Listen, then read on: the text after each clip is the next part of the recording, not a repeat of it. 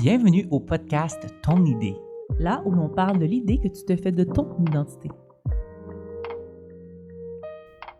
Journey est un album fait par André Lefebvre qui explique au travers de ses chansons son parcours identitaire avec Dieu. Si tu as envie d'être encouragé, mais en même temps de tourner ton regard vers Dieu, je t'invite à écouter cet album qui est disponible sur toutes les plateformes. Bonne écoute! Aujourd'hui, dans cet nouvel épisode du podcast Ton idée, on reçoit un invité spécial, guys. Est-ce que vous êtes prêts?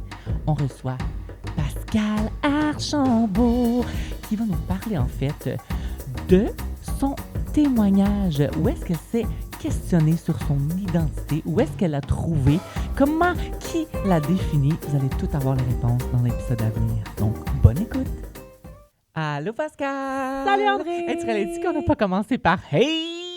Tu l'as fait. Ça y est, c'est ça. C'était c'est ça. T'as confirmé que on devrait toujours s'assumer, André, finalement, puis commencer par « Hey ». Ben oui. Ben écoute, bienvenue dans ce nouvel épisode du podcast Ton idée. C'est là, je suis comme stressée aujourd'hui. Ben non, faut pas stresser. Non, Écoute, mais quand même. aujourd'hui, c'est un épisode quand même spécial. Si vous avez écouté la saison 1, moi, j'ai pu faire mon témoignage. Amen. Et l'épisode s'appelait « À la recherche de mon identité », Tout à fait. saison 1. Oui. Donc, il faut bien qu'il y ait Oh ben. un « À la recherche de mon Mon identité » saison 2, version Pascal Archambault. C'est parce qu'André, on va de gloire en gloire. Tu comprends? C'est de mieux en mieux. De bad joke. Fait que, écoute, aujourd'hui, on n'a Oui. pas d'invité, mais j'ai quand même une invitée spéciale. On a une mouche. C'est à ton tour. Il y a une mouche. Il y a une mouche en plus. Juste vous annoncer qu'on n'a pas réussi, désolé pour ceux qui aiment les animaux, mais on n'a pas réussi à tuer une mouche.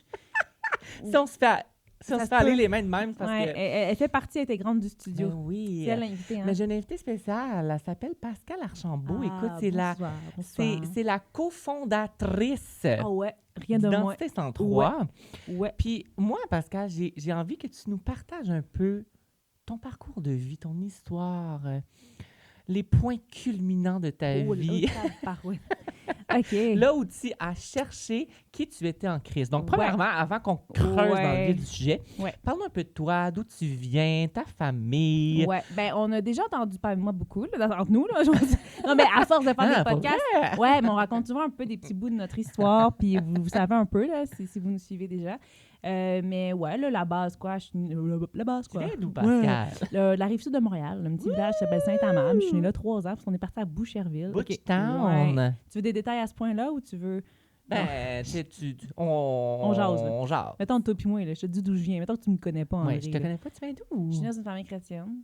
Mes parents venaient d'accepter Jésus, ça faisait quelques années. Et puis, voilà, quoi. Toujours là, toujours aimé Jésus, depuis loin que je me souvienne. Je pense que je l'avais déjà raconté ici, mais tu sais, moi, très petite, j'avais une notion déjà que Jésus était là, qu'il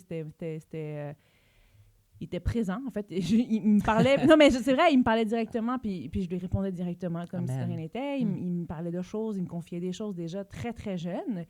Puis c'est plus vers l'âge de 7 ans que dans un camp, j'ai réalisé, et ça, c'est important pour la suite des choses, j'en avais déjà discuté aussi ici dans ce podcast, mais j'ai réalisé à l'âge de 7 ans dans un camp quelle était la grandeur de Dieu, en fait. Puis j'ai commencé à le craindre parce que j'ai avancé un appel, puis j'étais comme, je sais pas c'est qui Dieu, je sais pas t'es qui vraiment. En fait, je sais t'es qui, mais c'est comme si je redécouvrais la puissance de qui il était. Amen. Puis je me suis dit, à l'âge de 7 ans, je ne peux pas faire autre chose que de le suivre, lui. Fait que déjà, ça commence comme ça. J'aime ça parce que des fois, on se pose la question, genre, comme, à quel âge? Ouais. Tu sais, comme, à quel âge que les jeunes comprennent, à quel âge si? Puis déjà, à 7 ans, tu avais compris sa grandeur, sa puissance, sa magnificence. Oui, tout ça. Mais peut-être que je comprenais pas le mot magnificence à 7 ans. Je pense même pas que c'est un mot. Immuabilité de Dieu. Non, mais tout ça de Dieu. Mais je trouve que c'est bien. Puis les camps d'été, hein? Oh, les camps, puis les rassemblements, puis...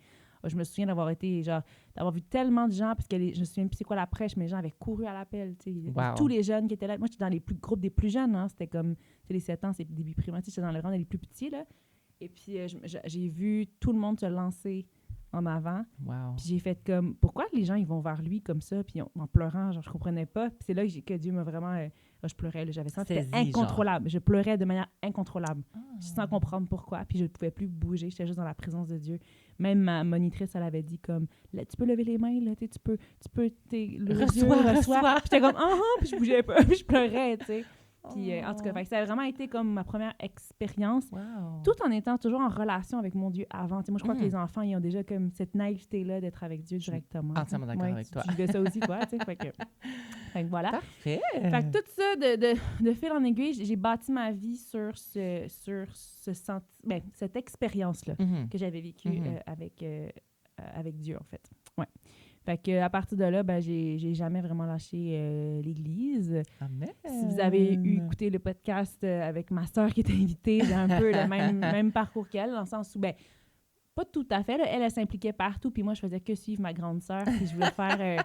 un peu dans l'ombre de... dans l'ombre d'eux, en même temps, tu sais, j'avais un peu la vie facile, parce qu'elle m'ouvrait toutes les portes, puis moi, j'ai pu faire plein de ministères, plein d'expériences dans les camps, d'expériences dans la louange, expériences dans la musique, expériences dans plein de domaines, parce que ma sœur le faisait avant moi, puis moi, j'étais la petite de famille, puis je faisais juste suivre. J'étais aussi... tu sais, là, on parle justement de parcours identitaire, là, fait que, tu sais, dans cette époque-là, dans mon enfance, tu sais, oui, il y avait des bouts qui n'étaient pas nécessairement faciles dans n'importe quelle famille, n'importe quelle vie de couple ou whatever. Il y a des affaires que moi, quand j'étais petite, je comprenais pas, puis j'avais de la misère à gérer aussi. Puis, mais je me mettais déjà ce masque-là de quand ça allait pas bien avec la famille, ou quand on vivait des trucs difficiles, je me mettais le masque d'en face de la fille qui était toujours heureuse puis toujours joyeuse. Fallait pas en parler, genre. Fallait pas que ça... Non. Moi, j'étais comme, il faut vraiment pas que les gens voient que ça va pas en dedans. Puis ça m'a gardé jusqu'à jeune adulte, là. Puis c'est là que, comme un moment donné, Dieu m'a rentré dedans par rapport à ça, là, avec amour. Mais non, mais dans le sens que j'étais toujours aussi... Les gens m'étiquetaient toujours comme ça. « Ah, mais de toute façon, Pascal est incorrect. Ah, mais de toute façon, Pascal, elle va gérer. » Elle est toujours contente. Ah oui, Pascal, elle souffre pas, elle, dans cette situation. Au moins, elle est incorrecte. Mais moi, souvent, dans ma jeunesse, je me ramassais toute seule dans ma chambre à pleurer parce que ça allait pas. Fait que c'était un peu comme ton mécanisme de défense. Genre, tu te mettais... La mouche. La mouche est là. La mouche est là. Le mécanisme de défense. OK, excuse-moi. Pour masquer, en fait, tout ce que tu vivais, que c'était... douloureux, dans le fond, dans ta vie. Là. Puis moi, dans ma tête, j'associais que, Dieu, comme, il faut bien paraître. Dans le sens que, pas Dieu qui me dit qu'il faut bien paraître, mais qu'il faut bien faire les choses. Puis la souffrance, c'est pas une bonne chose. C'est un peu genre aussi que, si t'es avec Dieu, tu devrais pas être comme triste, tu devrais pas être c'est comme ça, puis je devrais pas pécher, puis je devrais pas avoir des pensées que je tu sais, moi, dans ma tête, je devais être... Puis en plus, je suivais ma sœur, puis genre, j'étais comme, je peux pas montrer de la faiblesse, je peux pas montrer... Puis j'étais intransigeante envers les gens aussi, parce que les gens qui démontraient de la faiblesse, je les méprisais, parce que j'étais comme, moi, je suis forte, puis toi, tu n'y arrives pas. Mais au fond, moi, j'y arrivais pas. Mais j'ai jugé tellement de gens parce que j'étais comme, voyons, toi, pourquoi tu struggles avec ça? Genre, pourquoi t'es comme ça? Pourquoi tu... Dieu est Dieu, puis c'est tout, tu sais. Dieu est Dieu, puis c'est tout. Ça, c'était ma phrase de Dieu est Dieu, puis c'est tout. C'est correct de dire même Dieu est Dieu, c'est tout, mais je veux dire, non, mais ça m'a gardé de beaucoup de choses, mais en même temps, ça t'a privé. Ça m'a privé de beaucoup de choses, puis ça m'a gardé loin dans les deux cas, c'est ça. Ouais. Mais qu'est-ce qui a été, comme selon toi, le point tournant, déclencheur, qui a fait comme, c'était la dernière goutte, que genre là, ça a comme débordé, ça a comme brisé le masque, là, il fallait que tu vives tes émotions, fallait que tu passes à autre chose, fallait que tu guérisses, fallait que tu... Y a-tu eu un événement dans ta vie déclencheur, tu sais, qui a fait comme boum! Boum! Faut travailler. Ça s'est fait en deux étapes, dans les 2 ans... Ah, la mouche! Excusez-moi, guys. Ceux qui écoutent en audio, vous allez faire de quoi vous parler, mais il y a vraiment une mouche dans le studio. Je me calme, je vais essayer de me gérer. Ouh, désolée. Mais tout ça pour dire que je l'ai fait en deux étapes. OK. Premièrement, tu sais, moi, j'avais... dans le bien paraître, dans tout ça. T'sais, pour ceux qui ont écouté encore une fois le podcast avec ma soeur, je sais qu'il y a des choses qui se ressemblent, mais elle était tellement intense dans le ministère que moi, j'étais comme, je peux pas faire comme elle parce que premièrement, je me sentais pas tant que ça bonne, même si je montrais que je l'étais. Je me disais, genre, moi, pour bien cacher le fait que je suis pas si bonne que ça, en fait, je vais juste dire, moi, ce que je veux de Dieu, c'est juste avoir une vie normale, ma famille, mes 3 enfants, mon chalet, un chien, pas de chien, non. Pas de chien, non. Un lapin, un petit poisson, peut-être. Pas d'animaux. Pas d'animaux? Pas d'animaux. Hamster? Non. OK. Peu importe. Ça, c'est ce que j'ai demandé à Dieu, de dire, je vais juste avoir une implication, une implication à l'Église, puis ça va être ça, tu sais, comme tout le monde fait, normalement, tu sais, comme c'est correct, tu sais. Puis il n'y a rien de mal. Il n'y a rien de mal, là, je veux dire, mais moi, c'était ça que je voulais, puis parce que je ne voulais pas ressembler à ce que ma sœur vivait, parce que c'était intense, parce qu'elle vivait des combats. Puis moi, j'étais comme, je suis pas prête à faire face à ces combats-là, parce que c'est pas moi, ça, tu sais. Puis, fait que j'ai dit, je vais aller faire mon cégep, une technique, on va le dire, en réadaptation physique. OK. Fait que j'ai dit, comme, go, tu sais, un peu comme on avait dit ensemble, on avait expliqué. Et puis, c'est à ce niveau-là, puis j'ai fait 2 ans et demi, là, jusqu'à ce que je coule mon dernier stage. Ça, on avait parlé pendant la mise à part, là, ben, c'est ça aussi, vous irez revoir le truc dans la mise à part aussi, ben c'est ça. Fait que ça a fait qu'à un moment donné, ben, pour la première fois de ma vie, je réussissais pas. Puis là, j'étais vulnérable et je devais dire aux gens, ben j'ai pas réussi. Puis ça, pour moi, c'est montrer de la vulnérabilité. La honte totale. Genre. Pour moi, là, la petite Pascal Archambault orgueilleuse, là, montrer que j'avais pas réussi, c'était vraiment... Ah, Pascal, t'as échoué! Ouais, c'était de montrer, de me mettre vulnérable, de dire, ben je suis pas si parfaite que ça, en fait. Fait que ça, c'est un masque qui vient d'être arraché. Et je me souviens d'être à l'arrêt d'autobus puis d'avoir dit à Dieu, ben Dieu, OK, j'abandonne les études, puis je me mets à part une session. C'était mon premier temps que j'ai fait. Ben, j'avais pas le choix d'attendre une session avant que les cégeps recommencent parce que c'était l'hiver que j'avais arrêté. Et puis, le fardeau qui m'est tombé dessus, puis je me souviens avoir prié à Dieu puis dire, à partir de ce moment-là, Jésus, je m'excuse, je vais faire ce que tu me demandes. Wow. Et de là, c'est passé quelques années. J'ai pris une session sabbatique et 2-3 ans après, je suis retournée aux études. J'ai fait un autre DEC en intervention loisir. Donc, c'est Dieu qui m'a amenée là. Puis, merci Seigneur parce que je travaille là-dedans depuis. Et dans le ministère. Mais tout ça pour dire que ça a été mon premier moment de « OK, je suis vulnérable. Ouais. Je dois admettre que j'ai tombé pour la première fois. » vivre tes émotions. Ouais, juste ça, c'était quelque chose. Fait que, tu sais, on parle d'identité, ben c'est ça. Admettre que j'y arrive pas, tu sais. Et puis, après, il y a eu le décès de ma maman. Puis, je ne veux pas rentrer trop là-dedans. Direct à la fin de mon DEC en intervention loisir, j'ai travaillé dans une école primaire. Je venais de commencer à travailler dans l'école primaire. Et puis, ça y est. La maman décède. La mère avec qui c'était probablement la seule personne sur cette terre qui me connaissait. Avec qui tu pouvais être vraie, genre? Oui. Ben, à qui en fait, j'essayais d'être fausse avec elle, mais ça ne marchait pas. Les mamans savent Les mamans tout. savent tout. Même ma soeur, qui était ma meilleure amie proche, elle savait beaucoup sur moi, puis elle savait comment j'étais. Mais d'arriver, ma mère, j'avais même pas besoin de lui dire qu'est-ce que je vivais, mes combats. Oui, même mes combats ou mes choses, elle en était au courant, puis ça me tourmentait qu'elle était au courant, mais elle était au courant. Et puis cette personne-là m'est arrachée. Et là, je réalise, à partir de ce moment-là, boum, que je fais, ben dans le fond, c'est là que je réalise que je peux pas cacher mes émotions très, très longtemps. Parce que pendant 3 mois précisément, j'ai jamais raconté l'histoire du décès. J'ai jamais conté comment je me sentais. Je pleurais, mais une fois, j'ai pleuré dans les bras de ma soeur quand c'est arrivé. Une fois qu'on a appris la nouvelle, bien sûr. Une fois qu'elle est décédée. Et le reste du temps, je pleurais toute seule dans ma chambre. Puis j'avais des amis autour de moi qui essayaient de m'approcher, qui essayaient de venir me voir, puis m'ont aidé. J'ai une amie qui m'a amené de la nourriture, puis je l'ai même rejetée parce que j'étais comme, non, j'en ai pas besoin, je suis forte, tu sais. J'ai pas besoin de ça. Puis moi, c'était d'être vulnérable.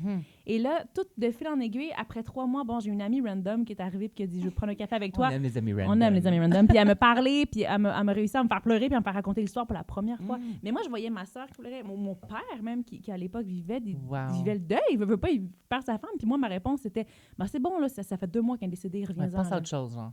Ouais. Wow. Ça, c'était ma réaction, tu sais. Parce que j'avais tellement peur de la vulnérabilité, j'avais tellement peur d'être moi-même, ça était horrible. Horrible. Wow. Et là, de fil en aiguille, j'essaie de vivre ma vie comme ça. Dieu me démontre beaucoup. Puis, tu sais, ça en est même venu à un point où je voulais pas m'enlever la vie, mais j'avais des plans de faire assemblant de... Ben oui. Pour que les gens fassent comme, mais elle a quelque chose, elle vit quelque chose. Puis pourtant, j'avais juste besoin de le dire. Mais j'étais comme, qu'est-ce qu'il va falloir que je fasse pour que les gens viennent vers moi pour savoir comment je vais. Mais les gens, au départ, qui venaient me demander comment je vais, j'ai rejeté. Fait que, tu sais, c'était comme confusant. Wow. J'ai juste comme l'image, genre, comme, tu sais, quand ta chambre est full sale, genre, puis il y a quelqu'un qui s'en vient vite, là, tu te pognes tout, puis tu fous dans le garde-robe, mais t'as de la misère à fermer la porte. Oui, ben c'est ça. Puis genre, il est en train de comme vouloir exploser puis ouvrir les portes Ah non, je pouvais plus rien tenir, là. C'était comme impossible. Tu sais, un sous-marin, puis que l'eau coule partout, puis t'essaies de retenir, là. Ça devenait un point dans ma vie où est-ce que j'étais comme...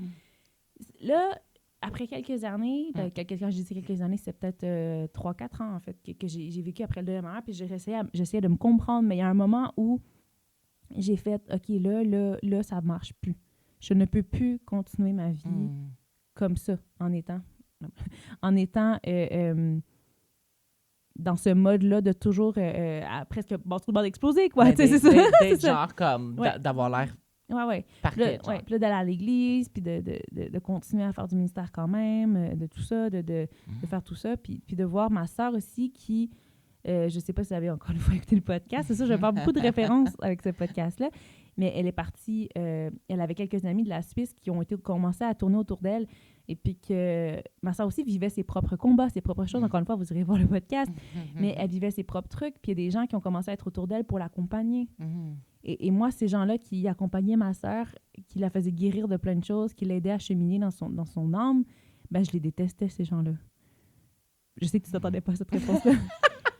Mais parce que t'avais-tu un sens de jalousie, genre non, mais parce que je savais que j'avais ce côté orgueilleux-là de moi encore qui était présent, puis qui disait, moi, je veux pas que ces personnes-là parlent dans ma vie, parce que je sais qu'ils vont venir te gratter des choses vraies. Tu sais. Tout ça pour dire que... Elle les aime, là. Okay? Oui, aujourd'hui, je les aime. Oui, c'est sûr, ces gens-là, aujourd'hui, ont changé ma vie. Parce que, justement, j'avais peur d'eux. Tu sais, des fois, on a peur des gens qui... Mais on a peur de la vérité. Qui nous regardent dans les yeux. Puis j'avais l'impression que ce pasteur-là qui venait, il me regardait dans les yeux puis il pouvait lire mon âme. Là, tu sais, comme, il pouvait me deviner. Et j'en avais peur. Oui, mais c'est normal. J'en avais peur. Ouais. Parce que mon âme était pas belle. Et puis... je me souviens, ma sœur m'avait... Et puis elle me l'a dit après, mais elle priait pour moi, là, comme jamais, là, cette année-là. Elle vivait des délivrances, des choses, mais elle savait que j'avais les mêmes problèmes qu'elle. On est de la même famille. Puis elle priait pour moi pendant une année. Wow. Et à un moment donné... On t'aime, Anne. Merci, Anne. Puis à un moment donné, ma sœur avec ses amis... quand je dis que c'est des amis de ma sœur, c'est sa coloc, puis des amis de la coloc, puis des pasteurs de la Suisse qui étaient amis, qui sont descendus au Canada. Ils sont venus au Canada pendant 2-3 semaines. Et puis, ils ont fait un week-end, ils ont loué un chalet dans les Laurentides, puis ils ont fait un week-end style retraite, puis c'est le pasteur qui amenait un enseignement, parce que ce pasteur-là, il y a une école de disciples en Suisse. OK. Ouais. Donc, ce pasteur-là vient, et ma sœur qui me dit, Pascal, viens, j'ai à cœur de t'inviter dans ce week-end-là. C'est une fin de semaine ou juste comme, c'est comme une retraite, puis il va donner 2-3 exemples des enseignements qu'il donne en Suisse, dans son école. Puis viens dormir sur place parce que c'est dans les Laurentides, c'est loin, c'est toute l'expérience. C'est 1 heure de route et tout. Et moi, j'ai fait, you know quoi? You know quoi? Je vais y aller. Puis je sais pas pourquoi je suis allée, mais je vais y aller, mais je vais pas dormir là-bas. Je sais pas pourquoi j'avais pas envie de dormir là. Comme si, en tout cas... Parce qu'elle aime ça conduire, Pascal. Parce qu'elle aime ça conduire. Ah ouais, c'est ça. En tout cas, tout ça pour dire que je vais accélérer un peu le processus, mais une fois là-bas, j'ai entendu un enseignement de Dieu. Puis c'est la première fois que j'entendais quelqu'un parler de la parole d'une manière aussi vulnérable et aussi belle. Puis même que le prof qui était là, il s'appelle Cédric, je pourrais donner son nom, il y avait les larmes aux yeux quand il prêchait. Puis c'était vrai. Puis je sentais comme si j'étais attirée par ça, tout en étant, j'ai pas envie qu'il me parle. Donc je le montrais que je l'aimais pas tant que ça, puis que j'avais un peu les bras croisés dans le fond de la salle.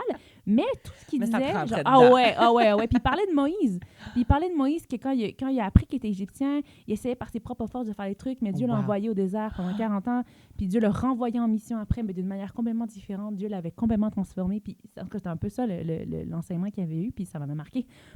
Et puis tout ça pour dire que j'avais pas dormi là. J'étais revenue à la maison dormir et j'étais revenue le lendemain matin. Et là, j'ai décidé cette journée-là de dormir sur place parce que j'étais fatiguée de conduire. Ben oui. Et c'est cette nuit-là que le Seigneur me dit, je veux que tu partes. Je ne savais pas où, je ne savais pas quoi, mais toute la nuit... You're leaving! Toute la nuit, le Seigneur me dit, il faut que tu partes. Wow. Il faut que tu partes. Il faut que tu partes. Il faut que tu partes. Genre, je dis ça, mais... Puis je le sentais. Il faut que tu partes. Puis je dirais pas tout ce que j'ai ressenti, mais il y avait un combat spirituel. Il y avait quelque chose. Oui. Fait que quand je me suis levée le matin, j'ai pas fait autrement de « faut que je m'en aille ». Mais m'en aller où, quoi, comment? Je le sais pas. C'est là que ma sœur me dit, ben Pascal, le lendemain matin, elle me dit, Pascal, je pense que je vais aller passer un moment en Suisse, pour pouvoir apprendre sur Dieu et tout. Puis je vais être comme, moi aussi, il faut que je parte en Suisse. C'est là que j'ai senti littéralement qu'il fallait que je parte en Suisse. Et je suis allée voir le professeur que je détestais tout du long et je le regarde dans les yeux puis j'ai fait comme, tout ce que vous offrez, là, tout ce que vous faites, là, je veux ça. Je m'en viens chez vous. Est-ce que vous pouvez m'accueillir? Lui puis sa femme, il était bouche bée, il savait plus quoi dire. J'étais la fille frue en arrière. Qui voulait rien savoir d'eux. Celle qui roulait des yeux en arrière. Et puisque je suis une fille intense, ça a été comme, c'est tout ou rien. Genre, je le prends là, parce que sinon je vais dire non. Tu sais, Et puis, et Dieu m'a encore plus travaillé parce que autant que le Seigneur m'avait enlevé ma mère, qui me connaissait le plus, autant moi, je croyais y aller avec ma sœur en Suisse. Mais le Seigneur a été très clair. Il me dit, tu vas y aller avant elle, toute seule. Yo! Tu vas à l'autre bout du monde toute seule. C'est ça. Fait que je suis allée faire ce cheminement-là. All by myself. Céline seule. À mon avis. Okay. Fait que c'est ça. Fait que là, c'est le cheminement que ça a fait. Comme c'est une grosse histoire pour dire le Seigneur avait besoin de me retrouver, avait besoin de se révéler à moi. Et la première chose qu'on m'a dite quand je suis arrivée là-bas en Suisse, la première semaine, j'étais avec la femme de ce pasteur, justement, qui, elle, est incroyable, Karine, une femme incroyable. Shout-out Karine. Elle est comme femme de pasteur, psychologue, infirmière. Elle a tous les diplômes du monde. Là, elle a tout. Puis elle aime Jésus comme jamais. Et puis elle me regarde et elle dit, Seigneur veut vraiment te dire quelque chose. Puis je pense que je l'avais même déjà mentionné ici, mais il dit, le Seigneur, c'est comme s'il est triste parce que tu ne le suis pas par amour, mais tu le suis parce que tu te sens obligé. Puis j'ai fait comme... Attends, répète ça, il faut le dire encore. Elle m'a dit, le Seigneur, c'est comme si je sens que le Seigneur est triste parce que tu ne suis pas parce que tu l'aimes, parce que par amour, mais tu le suis parce que tu es obligé, parce que tu te sens obligé parce qu'il n'y a rien d'autre. Et moi, c'est ce que je vivais parce que Dieu est Dieu. Qu'est-ce que tu veux que je fasse plus? Mais Dieu, il veut plus que ça. Il veut notre amour. Amen. Il veut ça. Puis j'arrivais pas à être en amour avec Jésus parce qu'être en amour, ça demande quoi? De la vulnérabilité. Wow. C'est ça. Donc, ça fait mal. Et là, j'étais fâchée, mais j'ai été pour la première fois de ma vie fâchée contre Dieu. Ça a duré 24 heures. J'étais fru. J'étais fru pendant 24 heures. Et là, je me souviens, j'étais dans ma petite chambre en Suisse, je refaisais quasiment mes bagages pour repartir au Canada. Puis j'étais comme, Dieu, je t'ai servi toute ma vie, puis là, tu es en train de me dire que je t'aime pas. C'est quoi, genre? C'est quoi ton problème? J'ai fait cette décision-là parce que tu m'as demandé de le faire. Ça me fait penser à l'histoire, là, tu sais, de Pierre dans la Bible, que Jésus demandait, est-ce que tu m'aimes? Oui. Hey, Joe, mais là, ce que tu m'aimes 3 fois, là, il me l'a... oui. Il te l'a dit plusieurs fois en 24 heures que tu étais fâchée. Il me le redit encore. Mais c'est ce qui m'a arrêté. Je me souviens encore, j'étais en train de faire mes bagages. J'étais en train de repacter mes affaires. J'étais en train, puis... Je te vois tellement fru, genre... Non, mais là, je suis comme, hey, Dieu, moi, dans ma tête, je t'ai donné toute ma vie, là. J'ai rien fait de conneries. Il m'a retourné au Canada, puis il va vivre ma vie de conneries. À quoi ça sert de te suivre? T'es triste. Je te suis, je te donne tout, puis t'es triste. Wow. Et là, claque d'en face. J'entends... Puis là, c'est quasiment audiblement. Pas audiblement, genre, pareil. Mais comme si dans mon cerveau, ça l'a résonné. Puis il a fait, attends. Il y a eu un attends. Laisse-moi te montrer comment que je t'aime et comment je te vois. Et là, j'ai fait comme, tu me vois d'une manière? De quoi tu parles, genre? T'es Dieu. Quoi tu me poserais ton regard sur moi? En fait, ce que tu vas voir, tu n'aimeras pas ça. Tu sais? Ouais. Attends. Tu peux pas finir là, je suis comme, quoi donc, c'est beau, arrête pas. Non, mais j'ai envie le moment, tu comprends? Je m'excuse, là. Elle a des petites lampes, j'ai des Non, Kleenex. je pleure pas. Non, je suis forte, André. Elle va être très vulnérable avec nous autres. Mais tu as vu, maintenant, je fais des podcasts puis je raconte ma vie à tout le monde. Genre, c'était pas moi avant ça. Mais tout ça pour dire... Fait que qu'est-ce qui t'a dit de toi? Comment il t'a défini? Comment il t'a vu? Est-ce qu'il t'a montré ça? Comment il me l'a démontré, là, et tout... oui, il me l'a montré. Par plusieurs manières, mais déjà en étant bien entourée, déjà avec les gens qui l'a mis autour de moi, puis jamais je me suis sentie condamnée dans ce que Dieu me montrait, tu sais. Puis dans ce que les gens disaient aussi autour de moi, j'ai jamais senti le Seigneur me dire ça marche pas, il faut que je te rentre dedans. C'est pas ça, tu sais. C'était vraiment ça. Puis j'utilise beaucoup ce terme-là. Il m'a vraiment courtisé. Comme un amoureux courtiserait quelqu'un qui veut avoir, tu sais, puis qui poursuit. Puis c'est comme si le Seigneur me disait, c'est moi qui te poursuis. C'est pas toi qui me poursuit. C'est moi qui... C'est là ce que je dis? Oui, c'est ta bonté me poursuit. Mais c'est ça. C'est pas moi qui cours après Dieu. C'est lui qui vient me chercher. Puis les rôles ont comme inversé un peu. T'sais. Moi qui essayais de tout faire pour lui plaire, c'est maintenant lui qui a commencé à faire plein de choses pour me plaire. À dévoiler ce qu'il fait, ce qu'il a déjà fait pour toi. Ouais, puis ce qu'il faisait, c'est que littéralement, j'avais des fois des soupirs inexprimables. J'avais des choses dans mon cœur que... Tu sais, puis on s'entend, je vivais en Suisse, puis j'avais pas de cash, puis que... Je donnais des exemples très niaiseux, tu sais. Ouais. J'étais comme, tu sais, moi, je veux un foulard. Comme à chaque fois que je vais dans un autre pays, je m'achète un foulard, puis j'étais comme, j'ai un foulard, tu sais. Puis, j'étais comme, ah non, tu sais, je m'achèterai pas de foulard, j'ai pas d'argent, puis je commencerai pas à magasiner, je suis là pour Jésus, je suis pas là pour magasiner, puis voilà. Et puis, j'avais cette pensée-là, et je rentrais dans la maison, et la dame chez qui je vivais me disait, j'ai pensé à toi, tu portes toujours des foulards, tu veux un foulard, je te donnerai ce foulard-là. Puis des choses comme ça tout le temps. Puis c'est même pas des choses que je prononçais à Dieu. Il y a un moment donné, je suis avec une amie. J'allais visiter entre-temps une amie qui était à Lyon, qui est pas très loin en France, d'où j'étais à Genève. 5 heures de bus, si vous voulez savoir. Et puis, et je suis allée la visiter en France et tout ça. Je suis allée passer quelques jours chez elle. Et puis j'avais toujours dans mon cœur genre, dans mon cœur, j'avais la full deep, mais ce sera pas deep, vous allez rire. J'avais vraiment envie de manger de la poutine. Ça faisait 3 mois, j'avais pas mangé de poutine. Et ma poutine préférée, c'est la poutine de chez Frites à l'Or. Vous irez à Montréal en trouver. Il y en a maintenant un sur la Rive-Sud, mais parce que les Frites à l'Or, c'était mon restaurant de poutine préféré. Okay. Et là, je suis arrivée en Suisse, en France, à Lyon, chez mon amie, qui, elle, avait déjà vécu au Québec, donc elle connaissait le craving de poutine, tu vois. OK, je comprends. Donc, je lui dis, j'ai envie d'une poutine, puis elle dit, il y a un restaurant de poutine qui est ouvert à Lyon, justement, récemment. Je suis comme, non, pour vrai, on va manger une poutine ce soir, tu sais. Et regarde le nom du restaurant, puis elle dit, c'est quoi le nom déjà? Et ça s'appelle Frites à l'Or. Mais André, c'est exactement le même Frites à l'Or. Et vous irez dans un vrai Frites à l'Or, soit à Longueuil sur Saint-Charles, si vous êtes là, ou dans le coin de Montréal. Sur le napperon de Frites à l'Or, il y a tous les endroits où est-ce que c'est. Montréal, Trois-Rivières, Québec. Montréal, Trois-Rivières, Longueuil et Lyon, en France. C'est vraiment... Ils ont ouvert un Frites à l'Or comme au Québec, c'est écrit... Juste pour toi, Pascal. Ça faisait une semaine qu'il était ouvert. Je suis arrivée là-bas pour ça.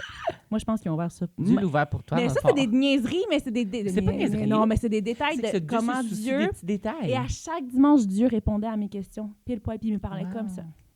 Tu sais, fait que... Je me suis laissée courtiser par lui. Et puis... Et ça, à un moment donné, juste te dire à quel point, tu sais, je suis revenue de voyage, en plus, parce que Dieu a planifié mon voyage de A à Z.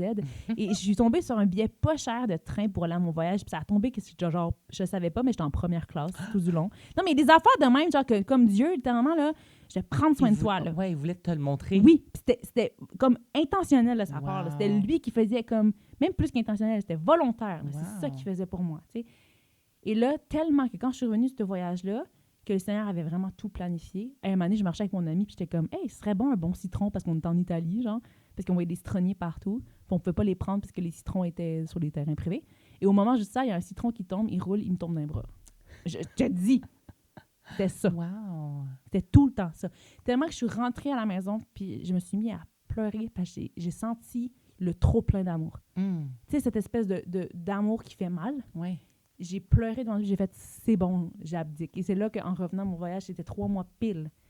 J'ai dit « j'abdique, Seigneur, c'est bon. Genre, je sais que tu m'aimes, travaille-moi. Genre, comme utilise-moi. Comme fais ce que tu as à faire avec ma vie. » Puis le Seigneur, il a commencé une œuvre de guérison, une œuvre de délivrance, de trucs, de racines profondes à arracher, tellement que j'avais plus de vie. Après, j'étais comme tout arraché, tout fini. Puis tout ça pour dire que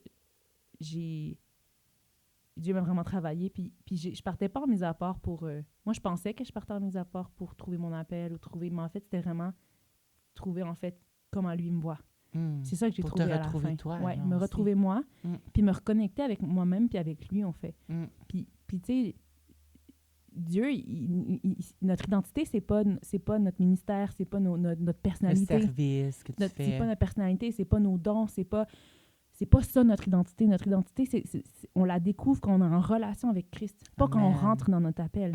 T'sais? Je pourrais ne jamais servir Dieu, mais être complète dans mon identité en Christ en étant genre connectée à lui, puis en le connaissant, puis en sachant que lui me connaît. Puis il n'y a plus rien qui peut enlever ça. T'sais. Puis même aujourd'hui, ça fait une dizaine d'années que je fais du ministère. En fait, depuis que je suis retournée de la Suisse, je travaille dans le ministère sans le vouloir. Ça a été donné comme ça. Puis le Seigneur, c'est comme... Même si des fois, les institutions ministérielles, des fois, on est déçus. Des fois, j'en ai vécu des up and down, des renvois, des choses incroyables. On m'a dit des choses dans ma vie. Genre, je veux pas travailler avec toi. Genre, on te déteste, ton cœur est mauvais. Aller voir l'identité. Ouais, blessé. Mais tout ça fait que, au bout du compte, ben ça, j'en ai pas besoin pour mon identité. Oui, mon orgueil a été blessé. Oui, des choses ont été blessées en moi, mais au bout du compte, mon identité repose pas sur mes actions. Repose pas sur mon appel, repose pas sur ce que j'ai fait dans la vie, mon CV. Mon identité est dans le fait que je suis unie à Christ. Amen. Puis que genre, je le connais, puis on se connaît. Puis ça changera jamais. Puis il est toujours avec moi, tu sais. Fait que, tu sais, même... même niveau mariage ou niveau tout, des fois, c'est comme... Puis je dis pas que ceux qui sont mariés recherchent leur identité dans leur couple, mais Dieu a été très clair avec moi, tu sais, oui, je vais me marier un jour, puis on le souhaite tous, puis voilà, je ne le mentirai pas. Mais à un moment donné, le Seigneur, il me dit, en fait, mon identité, encore une fois, elle est en moi, là, elle n'est pas en rien d'autre. Puis je fais comme, OK, fait que, tu sais, quand ça arrivera, c'est toi qui l'auras voulu, Seigneur. Puis je ne vais pas attendre de me marier avant de faire un ministère, ou je ne vais pas attendre de me marier avant de rentrer dans mon appel ou de rentrer dans les plans que tu as prévus pour moi, Seigneur. Tu sais, je vais continuer à faire ce que je fais de mieux, puis c'est me rapprocher de toi. Amen. Puis c'est d'être uni à toi, puis d'avoir une relation intime avec toi, Jésus, tu sais. Puis d'être vulnérable avec mon Jésus maintenant, tu sais. C'est le mot du podcast, la vulnérabilité. Mon identité dans la vulnérabilité. Écoute, wow, moi je trouve ça tellement beau parce que ça me fait rappeler des fois que je trouve ça beau qui comme a comblé les petits besoins. Oui. Ouais. Parce que souvent, je trouve que, tu sais, en 2024, là où on est, là où tu es, on oublie qu'il prend soin de nous. Justement, dans ces petites choses-là, on dirait qu'on les prend pour acquis, ces petites choses-là, alors qu'on devrait se rappeler que, genre, c'est Dieu qui prend soin de nous. Oui. Tu sais? Puis je suis toujours en train de dire aux gens comme, challenger Dieu dans le sens, challenger Dieu. Dans le sens, ayez pas peur de lui demander, hey, Seigneur, j'ai des doutes, comment tu m'aimes, tu sais? Parce que aujourd'hui, je dois t'avouer, là, puis peut-être juste moi, là, mais des fois, je suis comme, des fois, on est chrétiens depuis des années, puis on est comme, bon, est-ce que tu m'aimes, genre, je t'aime, mais des fois, on doute tout le temps, puis je dois t'avouer que c'est rare, ces doutes-là, maintenant, dans ma vie. C'est comme si ce dépôt qu'il y a eu dans mon cœur cette année-là a suffi, et suffit encore, jusqu'à je ne sais pas trop quand. Mais la fin de tes jours, j'espère. Ouais, non, mais je vis encore sur le dépôt. Le dépôt était tellement fort. Wow. Et les paroles de Dieu sont tellement fortes que j'ai pas besoin de me rappeler chaque jour qu'il m'aime, plus profond de moi-même. Des fois, je suis déçue. Des fois, j'ai envie que les choses aillent plus vite. Des fois, j'ai envie que... Je comprends pas pourquoi il y a des bas dans la vie. Des fois, on tombe, puis des fois, whatever. Mais c'est comme si j'arrive plus à douter de l'amour de Dieu pour moi. Wow. C'était tellement fort que ça résonne encore. Wow. Fait que si je peux finir en résumant un petit peu de ce que j'ai compris, parce que c'était tellement bon, c'est que dans le fond, Dieu t'aime pour qui tu es, pas pour ce que tu fais. Entre autres, oui. Mais entre autres, oui. mais ce que j'ai aimé de ton histoire aussi, c'est que là que tu as comme compris l'amour, tu étais comme, OK, Dieu, là que tu peux travailler en moi. Oui. Ça veut dire qu'il t'aime tellement qu'il veut te transformer à son image. Il veut t'emmener encore plus près de lui. Puis je pense que Dieu est Dieu dans la mesure, s'il avait voulu me travailler, puis il a commencé il me travaillait quand même avant, là. Tu sais, s'il avait voulu me travailler... Il l'aurait fait. Il l'aurait fait, même sans me montrer qu'il m'aimait, parce que c'est Dieu, tu comprends? Mais il a quand même voulu que je dise oui. Dieu n'est pas un Dieu agresseur. Dieu n'est pas un violeur. Il ne va pas rentrer dans ta vie sans te demander la permission. Et ça, j'ai trouvé ça très gentleman de la part du Saint-Esprit de faire ça. Amen. Vraiment, vraiment. Wow. Écoute, j'aurais le goût d'en parler toute une vie entière. Mais écoute, si ça vous a touché, si vous êtes... il y a un mot que je cherche, mais qui m'échappe. Si vous êtes... Happé. Si ça vous a touché, n'hésitez pas de soit envoyer un message à Pascal, aller sur nos réseaux sociaux, partager, liker, commenter. Follow me on Instagram. On a tous une histoire. Il ne faut pas avoir honte de partager notre histoire. C'est un peu le but de ce qu'on fait ici. Puis, parce que Dieu veut prendre soin de toi, veut notre vie, veut puis veut qu'on soit vulnérable devant lui. Et oui, il veut que tu sois vrai avec lui. N'aie pas peur d'être toi-même avec lui. Si c'est une crotte au cœur... Ben, sors-la ta crotte. Gratte-la la crotte. C'est vraiment dit ça, live. On l'a dit ça live. Mais tout ça pour dire que, tu sais, sois vrai avec Dieu parce qu'il t'aime tellement. Puis tout ce qu'il veut, c'est cette relation-là avec toi. Amen. Dans le fond. Amen. Merci, André, de m'avoir reçu. Merci d'avoir été vulnérable. Hey, j'en ai revenu dans mes affaires. J'étais loin dans ma tête. Mais c'est merci d'avoir permis ça. Ouais, merci d'en faire Puis écoute, c'est ça, comme je viens de dire, likez, partagez, faites tout ce qu'il faut. Puis on se retrouve à un autre épisode du podcast Ton idée. C'est le pire qu'on a fait. On le fait mieux avec des